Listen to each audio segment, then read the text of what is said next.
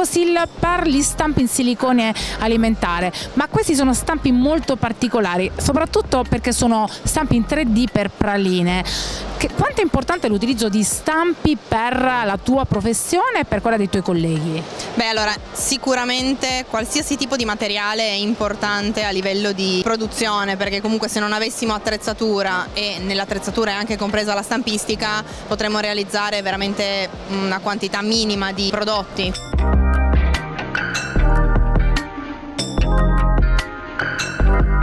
È sempre importante essere al passo, la novità, il migliorarsi, il cercare il prodotto nuovo. In questo comunque Decosil è pioniere, diciamo, della proposta delle novità sul mercato, comunque della soggettistica in cioccolato.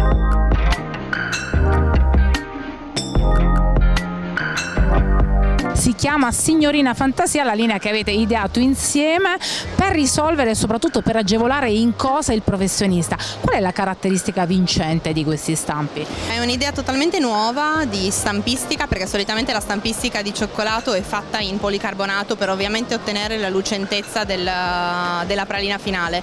In questo caso noi abbiamo, diciamo, giocato un po' sulle mie origini, che sono il Piemonte, quindi abbiamo sfruttato un po' il concetto del gianduiotto, che nasce senza camicia, per l'idea di proporre cremini che non avessero bisogno appunto dell'utilizzo di stampi in policarbonato, quindi che non avessero necessità di lucentezza, ma avessero la caratteristica pilota degli stampi di Decosil, che quindi è questo, diciamo, effetto canna di fucile che rimane molto molto elegante e che non ha bisogno di una camicia in cioccolato per avere la struttura necessaria.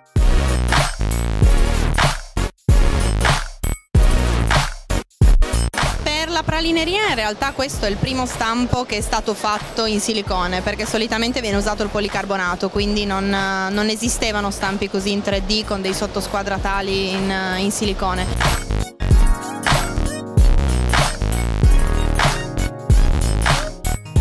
Il professionista perché da una parte appunto non deve fare la camicia, che quindi comporta determinate abilità anche a livello di temperaggio, di decoro, e soprattutto poi ha una velocità di esecuzione che è notevole, poiché per quello che riguarda il policarbonato noi dobbiamo aspettare che la pralina abbia totalmente cristallizzato, mentre per quello che riguarda il silicone a noi serve che scristallizzi quello che è il nostro ripieno, ma non dovendo aver paura degli aloni sullo stampo non abbiamo problemi di tempistica.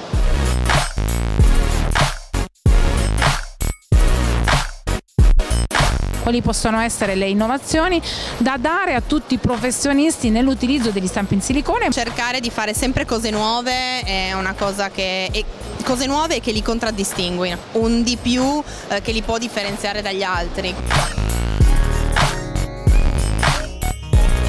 Penso che una linea del genere possa essere quel plus che li differenzia dalla concorrenza. Poi è ovvio che il mio consiglio è personalizzare il più possibile qualcosa che viene offerto dal mercato, quindi comunque personalizzare questo stampo più che si riesce a seconda delle proprie necessità.